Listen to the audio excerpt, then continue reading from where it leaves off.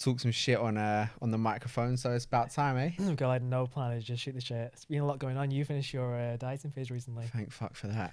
Yeah, no, I literally finished my diet about 3 weeks ago. But I mean, the issue that I had was I finished my diet and 5 days later I went straight to Italy. And the importance of like a reverse diet is so key, right? Because you're so vulnerable to gain body fat as soon as you finish a diet. And my intention was obviously reverse out sensibly, keep myself in nice nick. But at the same time, going to Italy, I didn't want to kind of pull back. So I went fucking crazy in Italy, gained a good 5 kilos, and now... Is that it? I thought that's decent. That, to be fair, 5. That's I mean, I gained 5 in Italy and a little bit more before, but it's all muscle, isn't it? So that's all right. Yeah, well, that's what I tell myself to make myself feel better. How was Italy? Good. Oh, mate, beautiful, class, beautiful. Class. Do you know what? It's incredible. Like we were just like going for a stroll. Like the hotel we're staying in had like a marina, and the fucking honestly, the yachts in this little marina. There was a Lamborghini yacht. And you're sitting there at breakfast, and I've got me omelette there, and I'm having me omelette, and you look up, and there's a fucking fella on the top of his yacht, just cycling on his Peloton, and you think this guy's a fucking savage. He's here 7 a.m. top of his yacht in the middle of Italy, just cycling on his Peloton with a couple of TRX hanging down. You think, mate, are you fucking living the life? Just living the life. I almost wanted to jump on and say, mate, you want a spot? When he went onto the TRX, I mean, there's nothing I can fucking spot him with, but even if I just jumped on and helped you with a TRX, mate, just get me involved. Mate, that was class, that, to be fair. It's one of those places I've never been to. To be fair, the food must be really good, isn't it? Oh, mate, Italy is beautiful. Like a lot. Scones and everything. Yeah, mate, every food you can think. I mean, the one mistake I would say we made is we went to quite like a luxury part of the island, and it was a lot of like known restaurants, like the Zuma, the Novikov and stuff, which was nice. So we went to those, but I kind of wanted to go to like the independently owned, just corner of the street, old Juan or whatever has an Italian shop, and it's like home cooked Italian style food. That's what I really fucking wanted. But they're good then, to be fair. We went to Marbella, and I was there like, let's kind of go into the old town. Did you go to the old town last time we were in Marbella? I think I've passed through in a taxi. I don't think I like spending time there. First time, because last time we went was actually the same time I went this year, but 12 months ago, and we stayed in Padel. Obviously, you were there for 3 days. Yeah. So me, you, and Julian, and then we were there for 10 after. We didn't go into the old town the first time. This time around, we went in. There's actually a lot of good food places. Is it? The ice cream there is unreal. Like that stopped me away from that.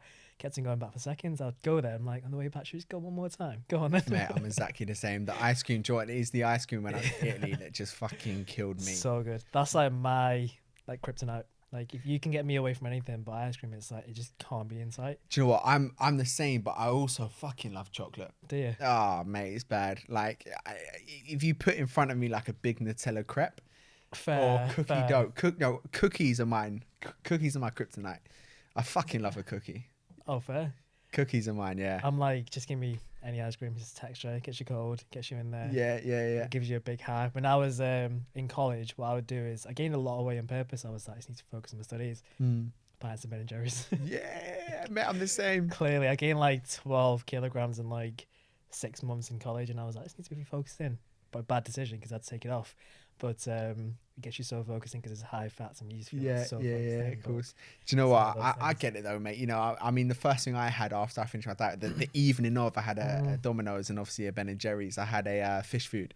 And the next day I had a half-baked one. I thought, fuck it, I'll go for another one. And then the day after I had one more, and I was like, fuck, right, Reese, you need to stop now. Like, do you know what? Like, I think it highlights why it's so important to have a sustainable route, because I got so fixated in the mindset of I need to go crazy after, because I was doing photo shoot prep. Like, we were digging in deeper than you would if you were just trying to drop body fat. Like, it was fucking savage. Calories were low and I was fucking grafting it out, and I knew how much it was going to do for me, so I thought I'd suck it up and just fucking get the fucker done.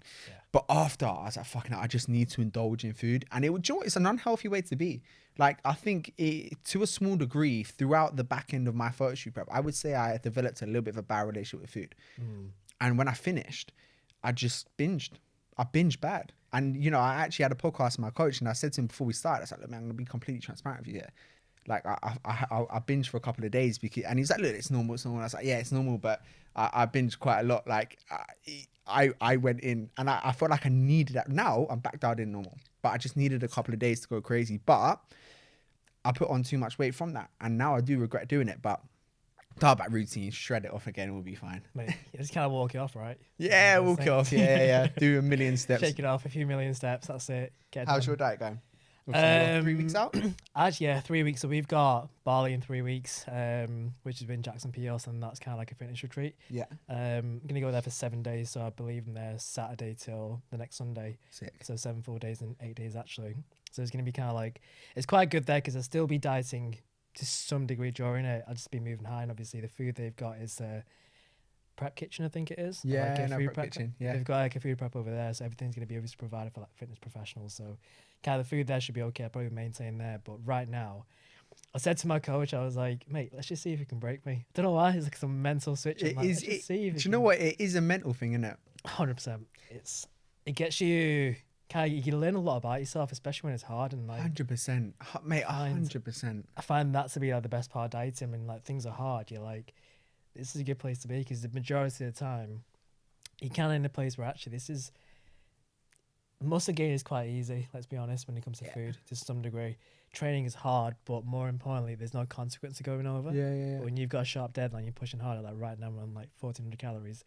And I said to my coach, I was like, mate, we can go lower. Like, yeah, 100%. You can go lower again. I'm just saying, like, you know what, just no holding back. I want to see what I can learn about myself. Yeah. Let's see how much we can push, because right now it's like 16K stats, 55 minutes cardio, 1,400 calories, and we've got 3 weeks. Drop in very quickly, but it's just routine. It is like, savage. But do you know what? It's savage, but I just love the craft. Mate, you said you're going to do a event after the photo shoot, right? Yeah. So like always, because I come from a bit of an athletic background, I just fucking love the graft. I mean, we're literally about to go into pre-season for football again now. Sick. And it's savage. Like you're just fucking running yourself into the ground. But from my background of being an athlete, I fucking love it. So when I was doing my photo shoot prep, it's like, I didn't want to be broken as such, but I wanted to push to the absolute fucking limit.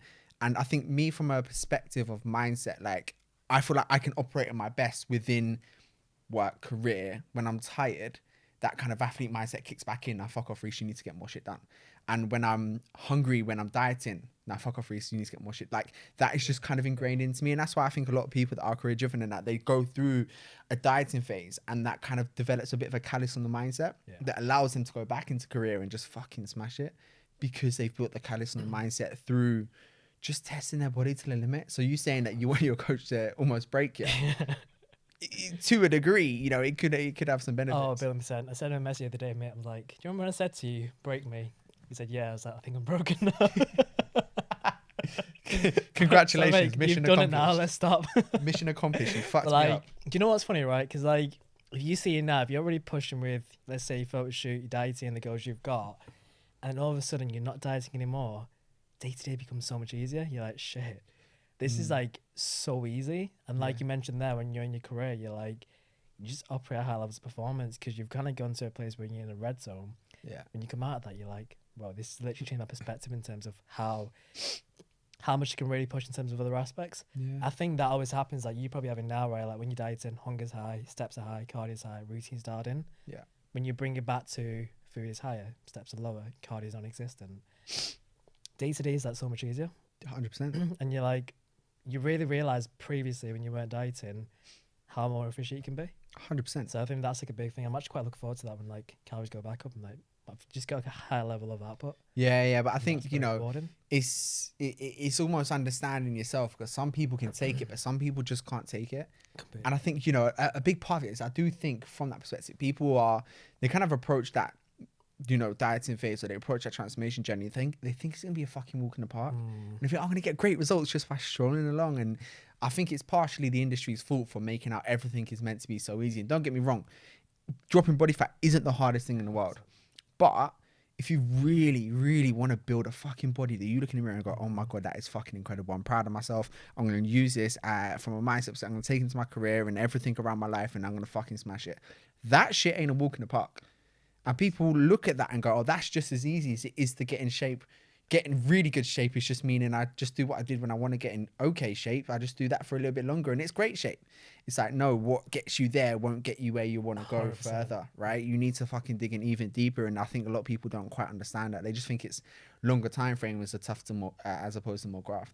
That's a really good point, to be fair, because the thing is that people think time is a barrier, but actually strategy is a barrier. Yeah, It's like you can't keep on doing what you're doing and expect it all to fall in place, because I've been there as well. And I know you probably have as well, where you're like, all right, I kind of just need to keep on doing this right now. And like what happens is you stay with what's familiar, you get what you've always got. But like you said, it now is like, I always see a lot of people say to me, it's like, oh, I kind of know what I'm doing. I just need to keep on doing it for longer. But actually, there's a big piece missing.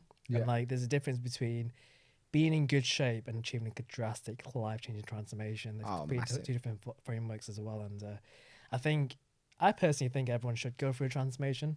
100%. You learn so much about yourself. And like, I think I was watching your vlog because I was doing 55 minutes cardio yesterday. And there's a few good points in there, to be fair, whereas actually kind of like the things you learn from photo shoot prep and you're really pushing yourself, it does transcend into other areas of your life. And you see that, but you see it after going through it.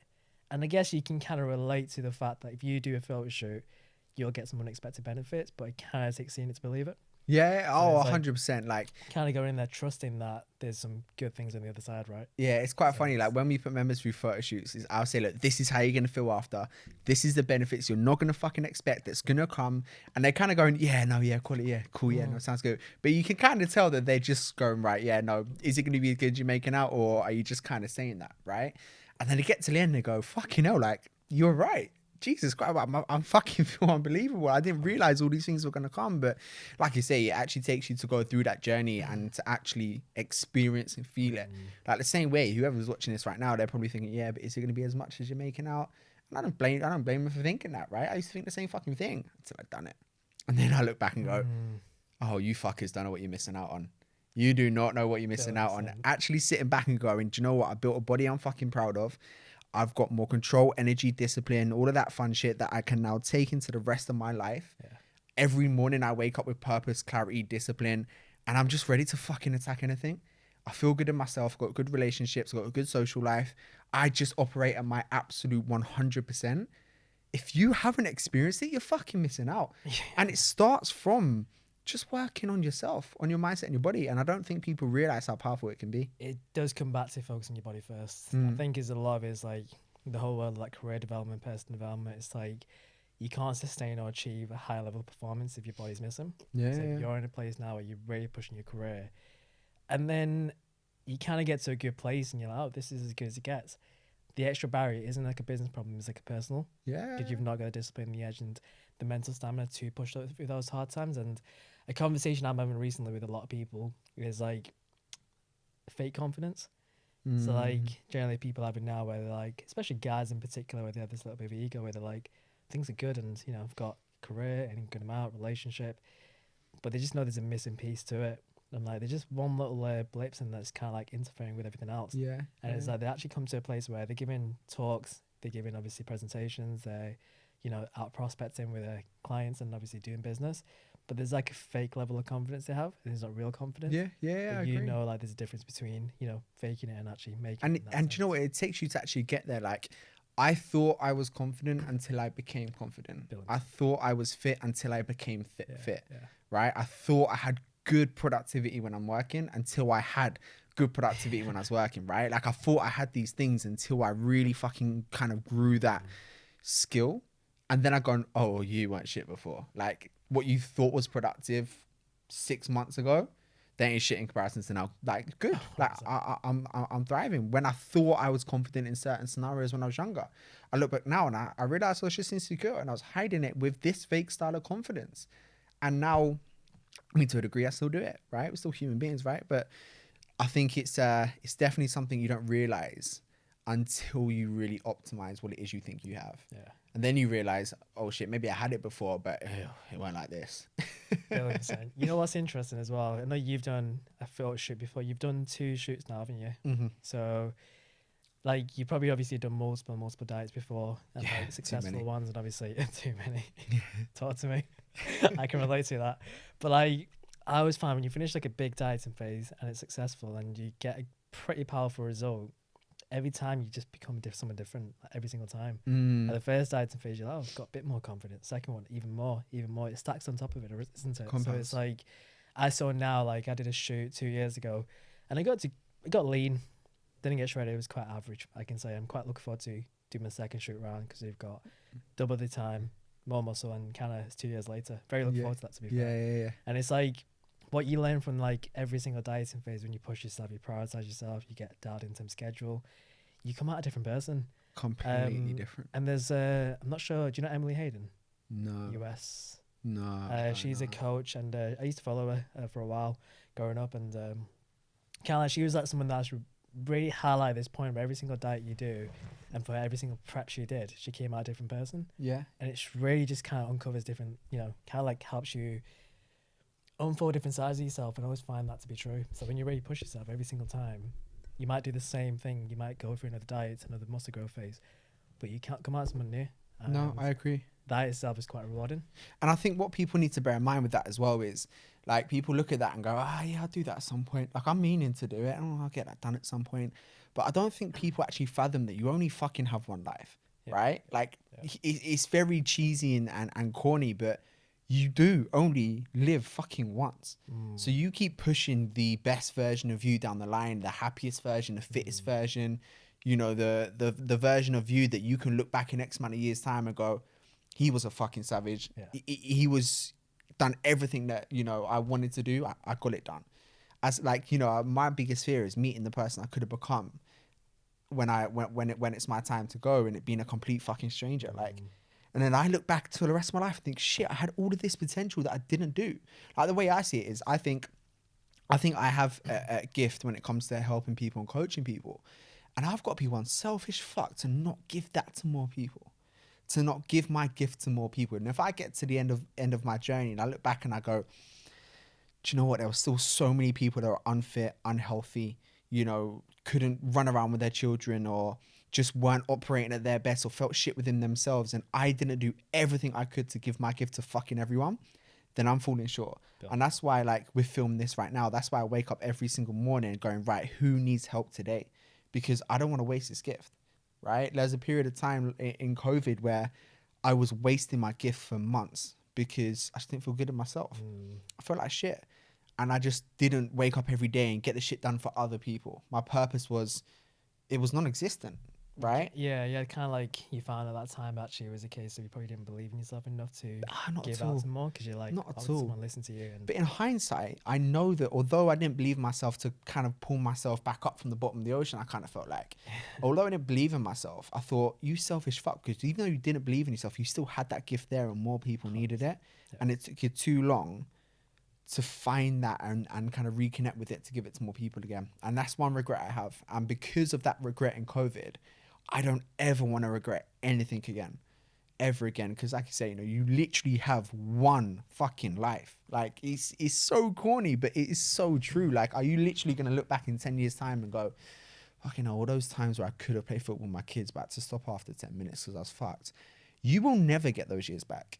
Yeah. Never get those years back. So you're going to sit around wasting these years, or you're going to pull your fucking socks up and make shit happen. I think probably a lot of people listening to this would be like, that's easy for them to say. And you know what, I get that, because I used to be in the same place. I was like, see, for him, he's got a different lifestyle. He's got this, these favorable conditions. And I think that's, that's good and all. But it's like, more importantly is I get that, because I'm like, I used to think the same way. I was like, it's easy for that person to prioritize the training, manage the schedule, have this mindset, because they've got all these things for them anyways. 100%. Yeah. But I think kind of like you can't take everything from like the tip of the iceberg. You know that whole picture where it's like you can't see the tip of the iceberg. Yeah. It's a really good analogy, but it's like, so what success actually is. Yeah.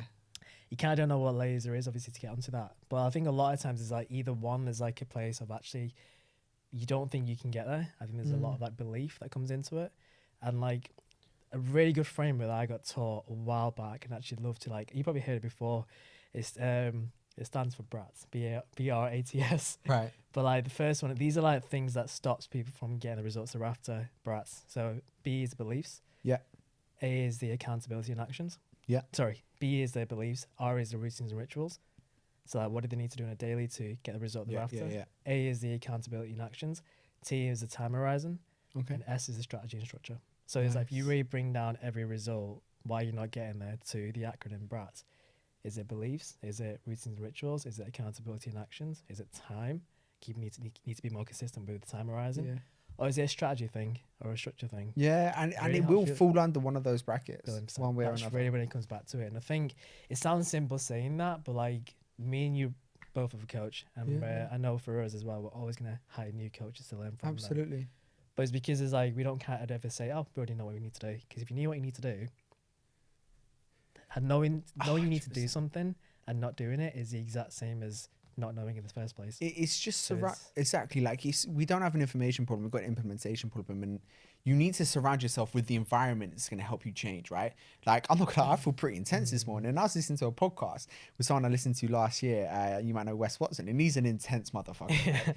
And I listened to his podcast this morning, and now I feel really fucking intense yeah. because I surrounded myself or I engaged within content that kind of was along those lines. So now I feel it. It's the same fucking thing with your fitness, right? Like you engage with the right people that are fit or the right people that are driven and all that kind of fun stuff. You know, you're gonna fall in suit. So if you get a coach and you're surrounded by a community of people that are just on that mission of where you want to be, fucking guess what's gonna happen? You're gonna get there because you've got the accountability, the drive, and the motivation. If you're with the coach, you've got the strategy.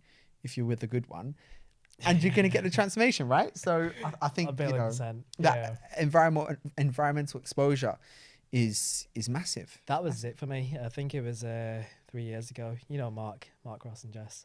Yeah. Previously, I was like, oh, you know, kind of stay with what you know, stay in OK and Nick. As soon as I got working with them, it was like just kind of being around that level of structure, the routines, how they speak, how they kind of take care of the fitness in the body, and really prioritize that above everything. Yeah. That really bled into me. And it wasn't because they taught me something. It was just like me watching them. And it was like kind of the same place where it's actually kind of like I think you taught me a while back where like 90% of communication is non-verbal. It's just what you're doing and you kind of like displaying yourself and you're communicating without words. And I think that was it. And I think a lot of times when you have like people you look up to, and not just online, but people you can communicate to in person as well, that really get kind of exposed to what levels there are. Absolutely. And you don't know what you don't know, right? 100%. And I think one thing that can help people or motivate people to think like that is you are a role model to someone. Someone somewhere looks up to you. And for me, that was ingrained in me really young because I've got a little brother, right?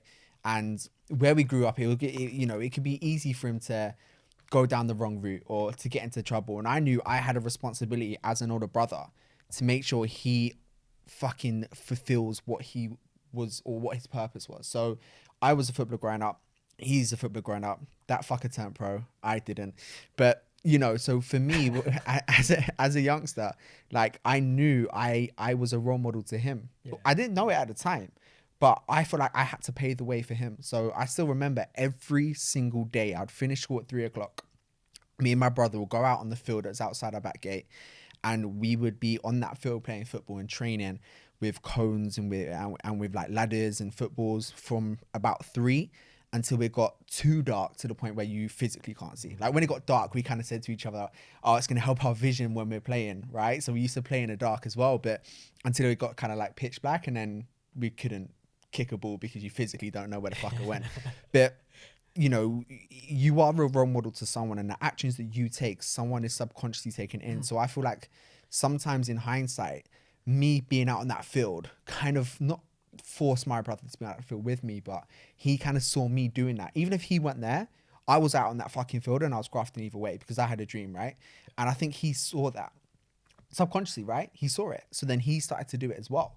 So when I kind of look back at it, I kind of feel like without realizing, somebody is looking at your actions and wanting to take it into play. So if you've got children, for instance, and you are not being a role model or setting a standard or showing the way by being healthy, by exercising, or just by being happy, you know, just by being happy, that's the standard you need to set for the people that look up to you. And I think, you know, if you're not going to do it for yourself, you need to do it for those who look up to you and you're a role model to, even if you don't fucking realize that you are. 1,000,000,000%. Like, can I come back to children as well? And I see, and this isn't even like an opinion, it's actually a fact. And it's like 50% of kids that have one overweight parent are 50% more likely to be overweight. 100%. Yeah. And 80% of kids that obviously have 2 overweight parents are 80% more likely to be overweight. Absolutely. So it's kind of like in that stanza where actually think of it now, like when you're a kid, you're a sponge, and you can't take in anything. You can't just almost, replicate things. Yeah. And it's almost like what the people are doing, you're going to do, because monkey see, monkey do, the whole thing. Absolutely. And it's like in that stance, there's probably a lot of people looking up to you, not just as his kids, but people day to day, family, friends, brothers, sisters, and you're leading the path for them. So if they're seeing you not happy, always stressed out because you come back from home and give them your leftovers, that's what they know, that's what they'll do. So it's almost like I always speak to a lot of our guys, and I kind of say it to them in like a regular, it's like, if you've had a shit day, don't take it home with you. No, don't. Mate, and you know what? Everyone else your leftovers, right? 100%. And it's hard to say because I do know people go through shit, but you've got to be pretty fucking selfish to not be able to try and do whatever you can to live the happiest and healthiest life for your children and stuff. So if you do have a stressful day at work and all you're doing is you're coming home and your son who's 8 years old bumps his hip against the kitchen side and a bottle falls over and you go fucking crazy. Like, and like I said, I do get it because we're human beings, but at the same time, like, they take in everything, don't they? And I mean, it's easy for a lot of people listening, probably thinking, you don't have children, you don't know what it's like. No, but I coach loads of parents who tell me exactly what it's like. So I've kind of lived the experiences through other people, right? Yeah, yeah. And it's kind of like, if you think of it like this, is like, have you heard the story of the baby elephant? How they think about the rope with the baby elephant? No, go on. It's a really good story. So like, when the elephant's like a little baby, they have like a rope attached around their neck, and they get stuck into the ground. Right. And the rope is pretty tight when the elephant's quite small. So it keeps tugging away, can't break it at all. Does that for years and years, and all it sees is failure. So like, it just gets to a place now where it's like that rope is too strong to pull apart. So it doesn't even stop, it stops trying. So when you see these absolute gigantic, like when they get older and they become absolutely huge, and you see them hung around with like a rope around the neck, we know they can just rip that apart. But they stop trying like when they're younger. So like, that's why when you see it now, they've got like an emotional attachment with the rope. Yeah. And it's like they kind of, because they've tried it from a younger age, they're like, they get to a place where it's just not going to happen, so they're not going to try. Yeah. So when they're older, you see them kind of being carried around with the ropes. It's really interesting. That is really interesting. Do you know what's crazy? I can kind of relate to that story from my athletic background as well. Like when I was going for trials at football clubs and constantly getting rejected, like I kind of built up this thought process that if I get asked to come for a trial at a professional club and I go, I ain't going to get in. I haven't even walked through the front door yet. But the past 5 experiences told me that I ain't getting in.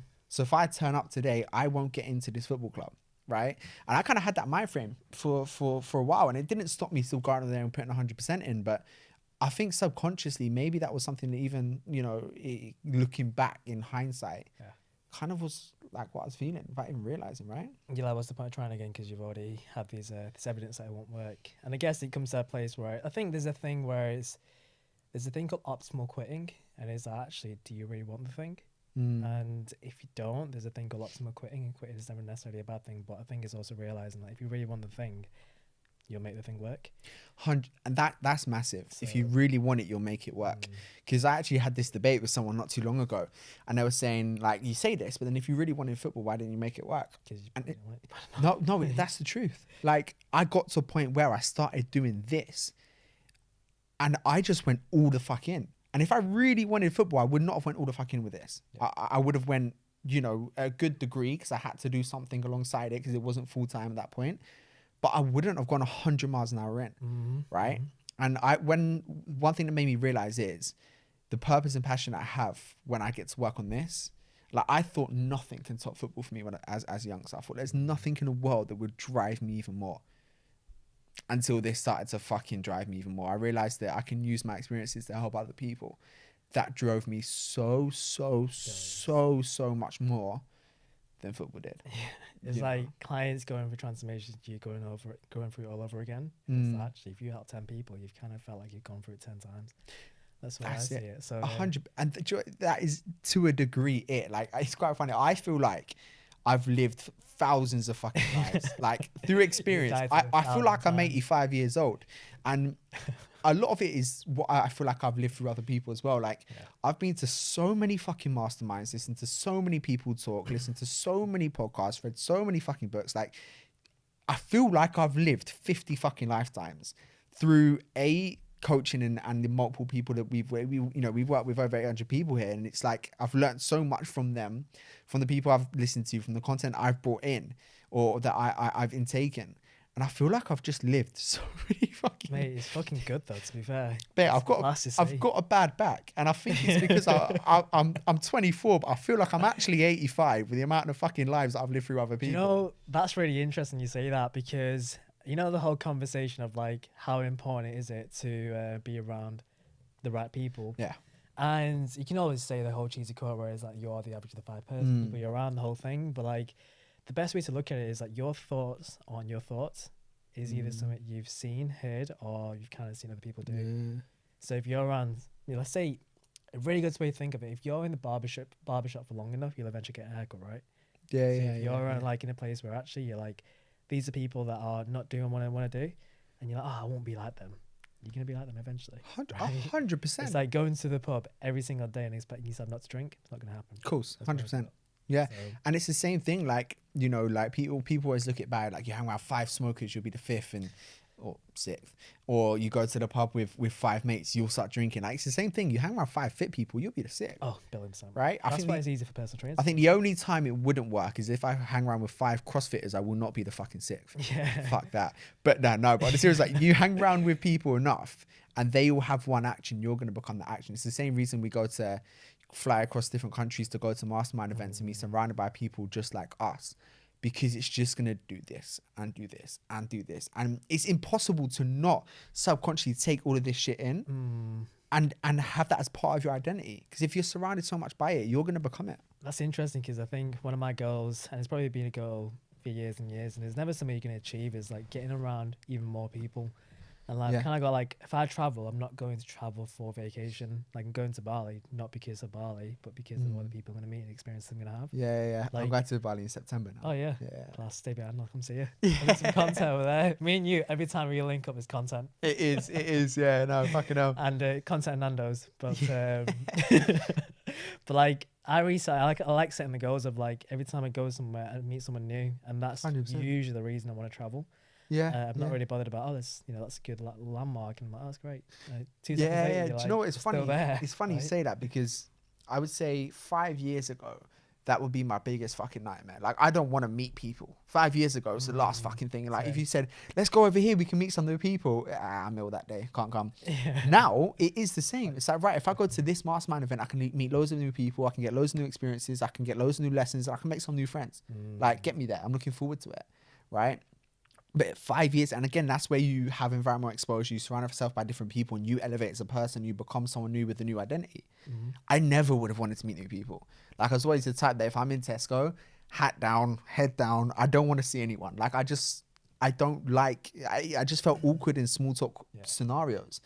But then again, when you've kind of surrounded yourself with so many people who are a bit more confident, a bit more of a social chameleon, can go out, can talk to people, you almost kind of see that and you become it.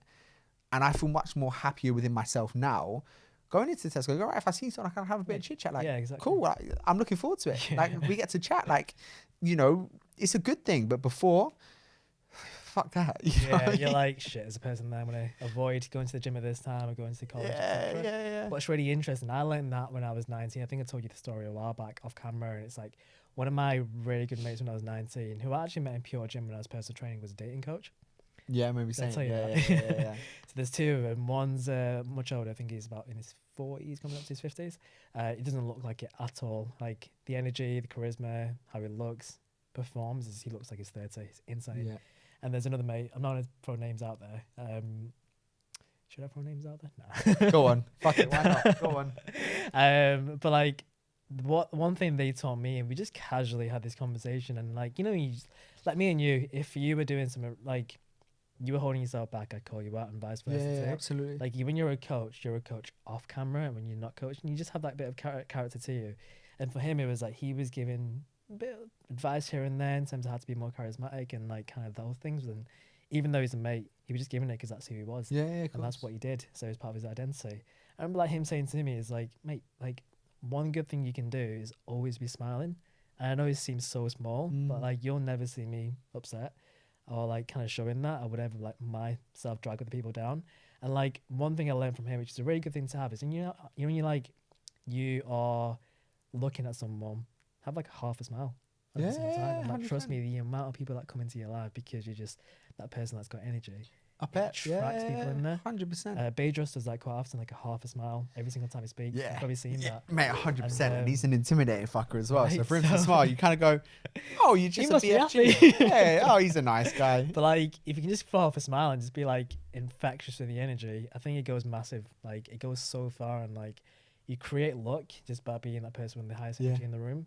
Like, you don't want to be that person that's like, oh, I'm just a bit negative and I'm gonna be that Debbie Downer. And every time you're around, you're saying these negative things. I'm very like cautious in terms of, like, small little words I like choose to say, hence saying choose to. I'm not gonna say like negative things, even if I'm feeling it. I'm like, how can I really think about it? Yeah, of course. I really start calling yourself out. And I think it's good to have where you're actually never gonna be in that place where you let your mood affect others. 100%. It's quite funny talking to Bedros Khalil. I remember I first listened to him in Tennessee do a talk, and he came out just kind of strutting around. I thought, fuck, he's gonna be intense. He goes, "Hey, what's up, friends?" And he thought, "Oh, fuck, you know, what's his voice is like so calm." Yeah, right? but like even someone that is like I think a big part of it. He's got like his program called the Modern Day Knight, so he's kind of teaching like men to be hard, basically, right?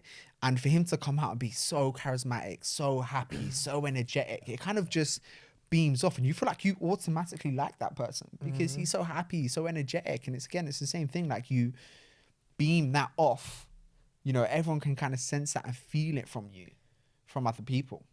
Yeah, I think it's one of those things where we'll wrap up in a second, but I think it's one of those things where actually if you can just be, as a coach, you don't have to have the best information. Like me and you, there are millions of coaches out there that are better biomechanics, nutritionists, but because we're relatable and we have humor and we can teach things in a certain way, that's why we get the results we're after. Absolutely. And it's like, I generally think, like, I don't know, you said this a while back, and I think it was at a little mini mastermind. I think it was Charlie potentially. He was like, yeah, most personal trainers, they don't need another PT qualification or nutrition course. They need a comedy course. They need to be humorous. Yeah, right? And it's not necessarily like you having the best information. It's you putting in a way where it's very, very simple to understand and people get results out of it. Absolutely. When So people like, feel like they can relate as well, they feel like they can trust.